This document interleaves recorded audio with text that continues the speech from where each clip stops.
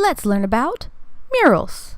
A mural is a large artwork intended to be affixed to a ceiling or wall. People have been making murals as long as they have been around. In fact, examples of the oldest artworks in the world that we have are from prehistoric times, and they are and can be considered murals. These would be cave paintings. Since they're permanently painted on walls, we find these artworks in caves, like the ones in southern France or Borneo. These date back as far as 54,000 years ago in some instances.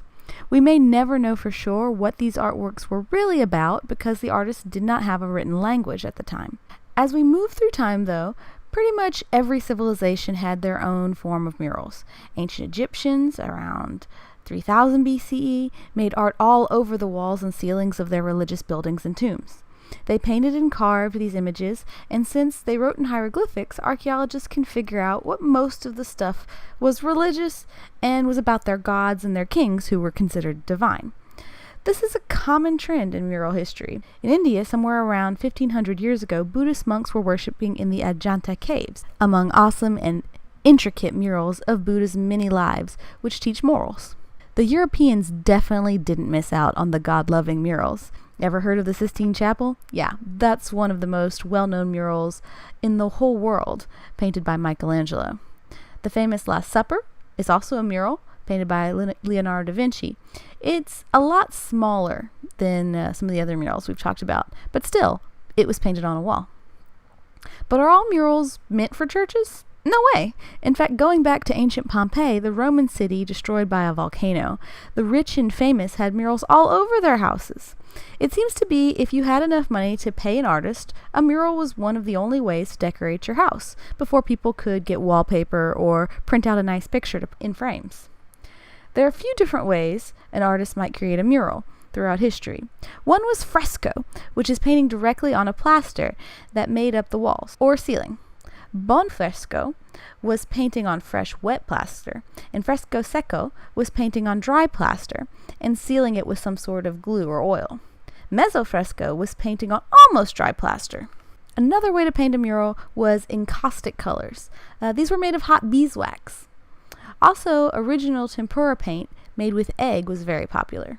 So what might you put on a mural? Well, in people's houses, often the murals would show beautiful sky or outside scenes. Instead of having a window, it would show a fantastical or beautiful scenery that they couldn't really see from the house. But as murals became bigger and more expressive in modern times, they could be about almost anything. This would include things the artist wants to share or finds important.